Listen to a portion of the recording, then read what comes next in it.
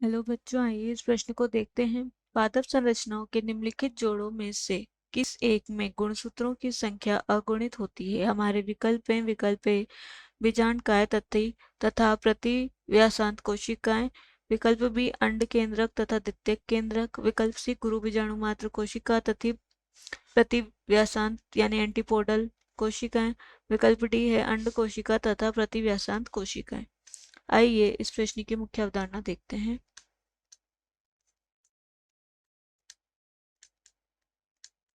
इस प्रश्न में हमसे पूछा गया है इसमें कौन सी संरचना में गुणसूत्रों की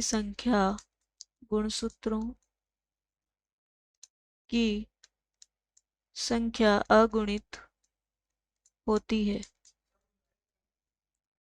अगुणित कौन सी संख्या कब अगुणित होती है? आइए इस प्रश्न का हल देखते हैं। आवर्त बीजी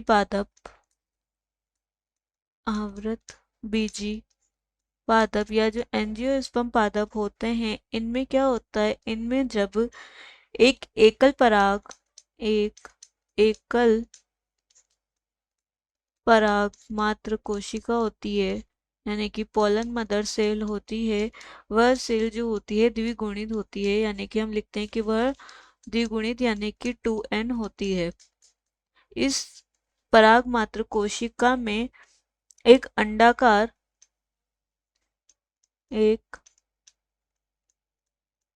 अंडाकार संरचना होती है और इसी के भीतर क्या होता है? ये जब परिपक्व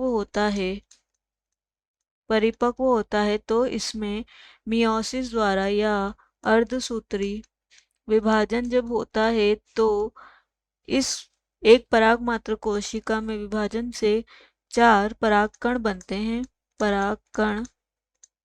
बनते हैं और इनमें से 4 परागकण में से केवल एक ही जो है जीवित रहता है, या हम बोल सकते हैं इनमें से एक ही परागकण जो है कार्यात्मक होता है।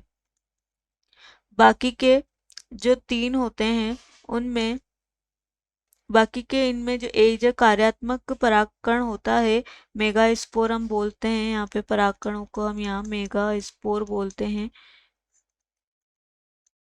मेगास्पोर जो होते हैं इनमें 3 बार जो है समसूत्री विभाजन होता है। समसूत्री विभाजन द्वारा यह 3 बार विभाजित होते हैं और